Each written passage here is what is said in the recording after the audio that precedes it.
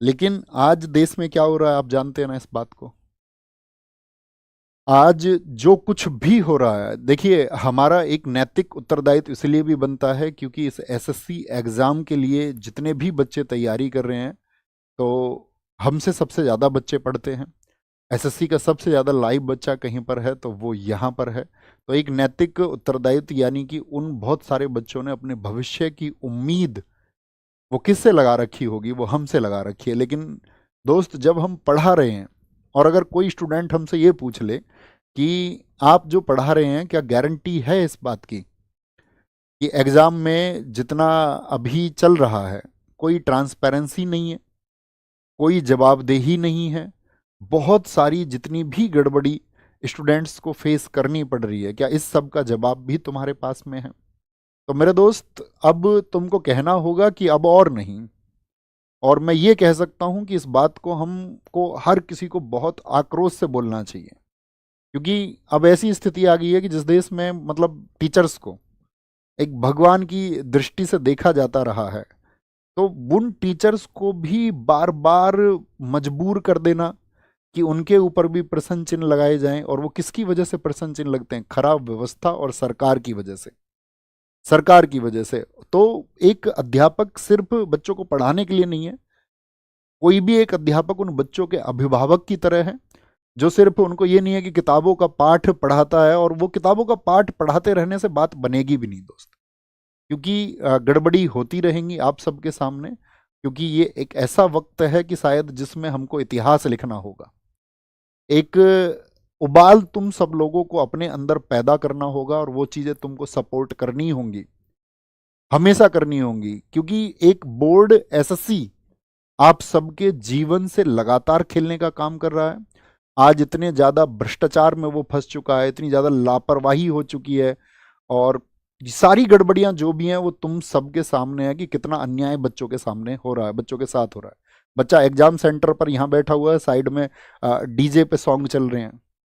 एक जगह तो सेंटर ऐसा बना दिया गया है, मुश्किल से 50 गज जगह होगी, उसके चारों तरफ कूड़े का ढेर है।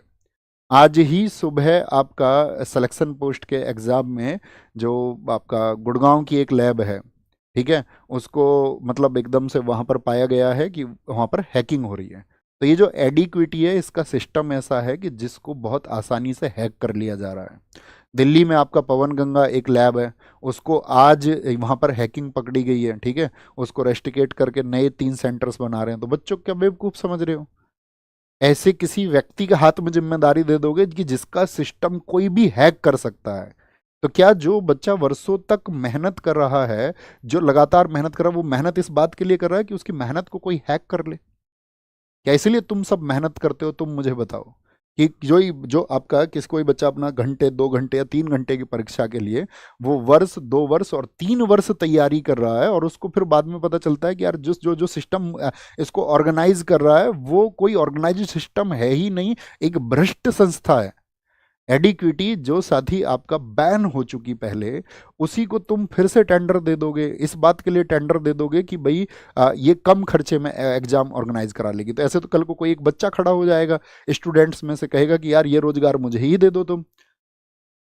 क्यों नहीं ऐसा करते कि मोदी जी ये रोजगार इस बच्चे को दे दो और ये बच्चा ये काम करेगा, ये सेंटर चलाएगा। क्योंकि होनी तो गड़बड़ी है एट द लास्ट, तो उस बच्चे के द्वारा बनाए गए सिस्टम में कोई गड़बड़ी हो जाएगी, तो उससे अच्छा है कि फिर को 4 लोग आएंगे कि भैया हम तो एकदम से 10-10 रुपए में पेपर करा देंगे, कोई बोलेगा हम भैया 5-5 रुपए में पेपर करा देंगे। तो तुम क्या बच्चों से पैसे लेते नहीं हो? आप बच्चे से हर एक स्टेप पर पैसा लेते हो। बच्चा कभी उस एक चीज़ का विरोध ही नहीं करता कि भाई मेरी फीस इतनी ली जा रही है या आप कोई फीस बढ़ाएंगे, उसको कोई विरोध करने का मतलब नहीं है। वो देता है, उसको जानता है कि यार सिस्टम में पैसा लगता है, ऑर्गेनाइज होने में पैसे लगते हैं। लेकिन जब आप उसके पैसे का दुरुपयोग करोगे और उस दुरुपयोग को करके आप उसके जीवन को प्रभावित करोगे, और ऐसा जीवन उसका प्रभावित करोगे कि वर्षों दर वर्ष जो उसने मेहनत की है उसका जो नतीजा है वो उसको शून्य मिलेगा। आपके सामने आपने देखा होगा, अक्सर पिछले वर्षों से आप देख रहे हैं कि पेपर लीक की खबरें आती हैं। सरकार क्या कहेगी? ढोंग के नाम पर उसको जांच का एक नाम दे देती है, कहते हैं इसकी जांच कराएंगे, हम इसकी जांच करा के और तब इसको बढ़ाएंगे। इतने में ही एक अभ्यर्थी उस इंतजार को करता रहता है, वर्षों का इंतजार करता रहता है। बहुत सारे लोगों की उम्र पूरी हो जाती है, उम्र पूरी हो जाती है, और कभी कभी तो ऐसा हो जाता है रिजल्ट का इंतजार। सीपीओ में क्या चल रहा है? सीपीओ का रिजल्ट क्यों क्यों रोका हुआ भाई साहब आपने? ऐसी क्या मतलब एक फिक्स टाइम पर आप परीक्षाओं को आयोजित करें, एक फिक्स समय पर अगली परीक्षा से पहले एक आंसर की आप दे दें, एक रिजल्ट आप समय पर दे दें, तो वो मतलब क्यों नहीं कर पा रहे हो? उसमें ट्रांसपेरेंसी क्यों नहीं है, पारदर्शिता क्यों नहीं है? लोगों तक आप ये मैसेज क्यों नहीं देते हो कि भाई ये कारण है, इसका उचित कारण ये है? ऐसा एक उचित कारण दीजिए ना जिस पर विश्वास किया जा सके। जितनी भी धांधलियां हैं, जितनी भी भर्तियों में देरी है, जितने भी पद गायब हो रहे हैं, जितनी भी पारदर्शिता की कमी है, ये अब कॉमन बातें हो चुकी हैं। इस देश में कॉमन बातें हो चुकी हैं और नेता अपने एसी के कमरे में बैठ करके ठहाके मार रहे हैं, हंस रहे हैं। एक बच्चा घर में बैठ करके अपने सपनों को कुचल करके रो रहा है और ये लोग वहां संसद में बैठ करके मतलब मस्खरी करते हैं एक दूसरे पर ये लोग मतलब कटाक्ष करके वहां हंसते हैं।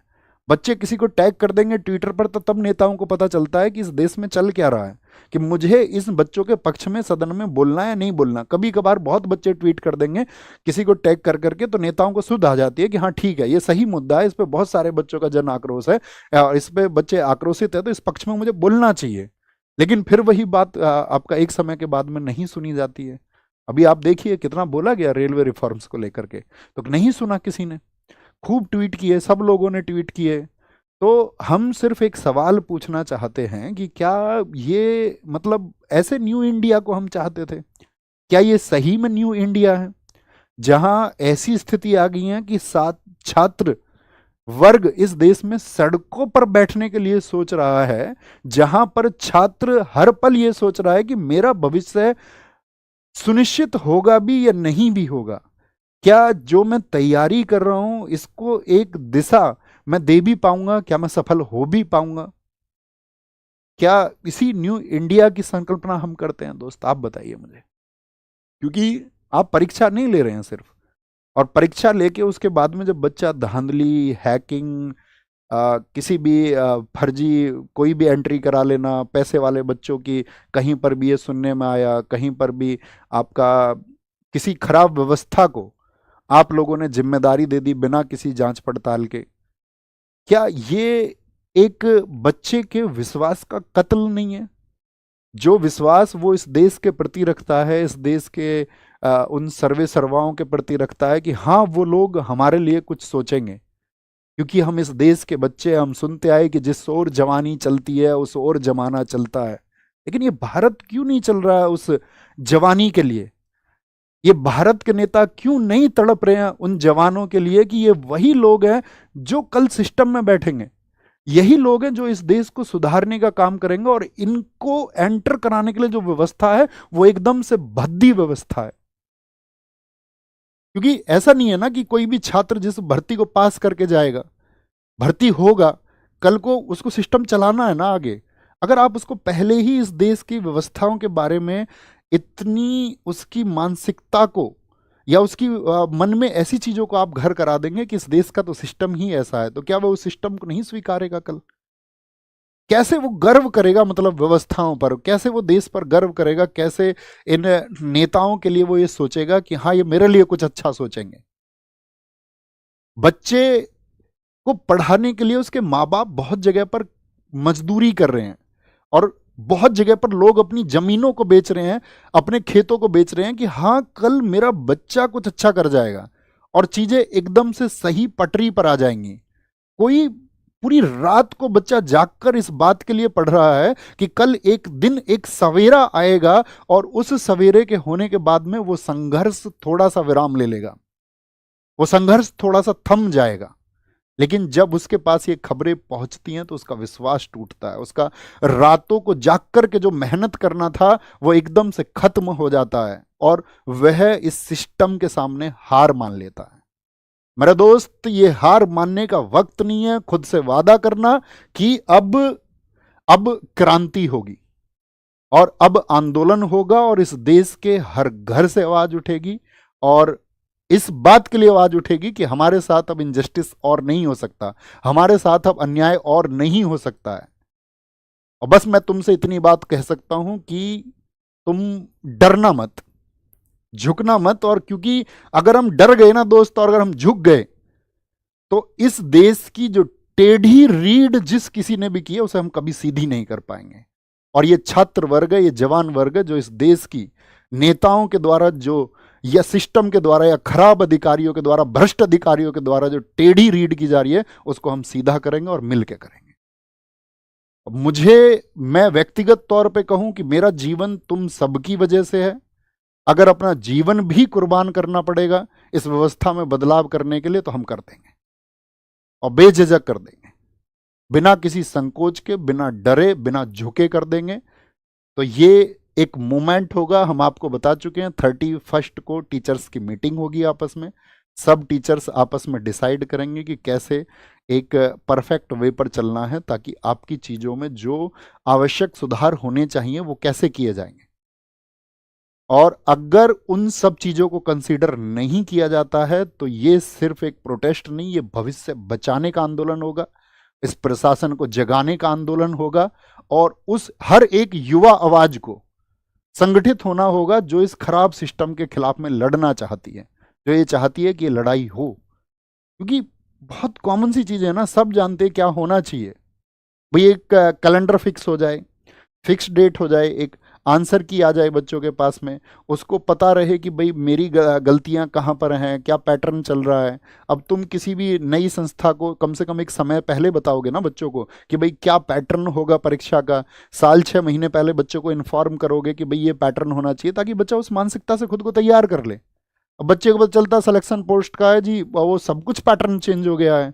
अब उसके 10 दिन बाद जो सीजीएल देने वाला है, उसके दिमाग में क्या प्रश्न होंगे? जिसने साल 6 महीने 2 साल तैयारी की, उसकी मनोस्थिति क्या होगी इस समय? उसके क्या वो अपनी तैयारी पे फोकस कर पा रहा होगा, या उसके दिमाग में सिर्फ एक ही प्रश्न चल रहा होगा कि यार पैटर्न क्या रहेगा? अब वो उन तमाम वीडियोस को, उन खराब बेवजह की वीडियोस को देखेगा कि अब पैटर्न चेंज में क्या होगा। क्योंकि कुछ टीचर्स को नहीं पता है क्या होगा पैटर्न चेंज करके, तुक्का लगाएंगे सब लोग। ये तो बच्चे को पता चलेगा 1-2 साल में वो पैटर्न रिपीट होता है, तो फिर सब लोग उसकी नब्ज पकड़ लेते हैं, लेकिन किसी को नहीं पता होता। हमने नहीं बनाया कोई वीडियो पैटर्न चेंज क्या हो, पता ही नहीं है किसी को क्या होगा। पारदर्शिता बिल्कुल नहीं है, समय पर रिजल्ट बिल्कुल नहीं है, पेपर लीक्स तो खबरें आती रहती हैं, आप सब जानते हो। लेकिन ऐसी एक संस्था एडिक्विटी को जिम्मेदारी दे देना, जिस पर हैकिंग जैसी चीज़ों की शिकायतें, या ये पता ही नहीं चल रहा है कितने बड़े स्तर पर हैकिंग है, कौन लोग किसको बेच दे रहा है, क्योंकि उनका जो सॉफ्टवेयर वो आसानी से हैक हो सकता है। और एक सस्ती और रद्दी, भ्रष्ट, अगर मैं ये कहूं कि जिस पर भ्रष्टाचार प्रूव हो चुका है, एक खराब संस्था, उसको ये जिम्मेदारी दे दी गई है आपके भविष्य की। और मतलब बहुत सारे मुद्दे हैं जिन पर बातें होंगी। अंत में सिर्फ इतना कहूंगा कि अगर तुमने आवाज नहीं उठाई, तो तुम्हारी जो अगली पीढ़ी है ना, वो कभी मतलब कलम तो नहीं उठा पाएगी, उसको लाठी उठानी पड़ेगी। तो हमको ये क्रांति का बीज बोना होगा, शुरुआत करनी होगी। हम सबको अपनी आने वाली पीढ़ियों, अपने खुद के भविष्य को बचाने के लिए साथी एकजुट होकर के एक आवाज उठानी होगी। और वो आवाज हम उठाएंगे दोस्त, वो आवाज हम जबरदस्त तरीके से उठाएंगे, और हर हाल में उठाएंगे। उसके लिए सब कुछ कुर्बान होता होगा तो हम सब कुछ कुर्बान कर देंगे, और आपके सामने कुर्बान कर देंगे। और हम ये कहें कि ऐसी व्यवस्थाओं में हमको अध्यापक रहना है, और हम अध्यापक रह के पढ़ाते रहें, बच्चों को बरगलाते रहें, तो हम ये कहेंगे कि हम वो अध्यापक नहीं होना चाहेंगे। हम साथी लड़ना चाहेंगे, और इन अधिकारों के लिए लड़ना चाहेंगे। और आपसे भी उम्मीद करेंगे कि 31 को जो टीचर्स की मीटिंग है उसके लिए आप सपोर्ट कीजिए, और भविष्य में सभी टीचर कम्युनिटी जो भी डिसीजन लेती है उसमें आप अपना समर्थन दिखाइए। उन लोगों को अगर कोई ऐसा नहीं है कि किसी को जाकर के आप काउंटर करने लगें, सब लोगों का विश्वास बनिए, उन सब टीचर्स को ताकत दीजिए, उनको ताकत महसूस करवाइए कि हम आपके साथ हैं इसमें, और जो कुछ भी होगा वो सब कुछ करेंगे, सब कुछ करेंगे, सब कुछ करेंगे। ये आप आने वाले समय में देखोगे कि हम आपके लिए क्या करेंगे।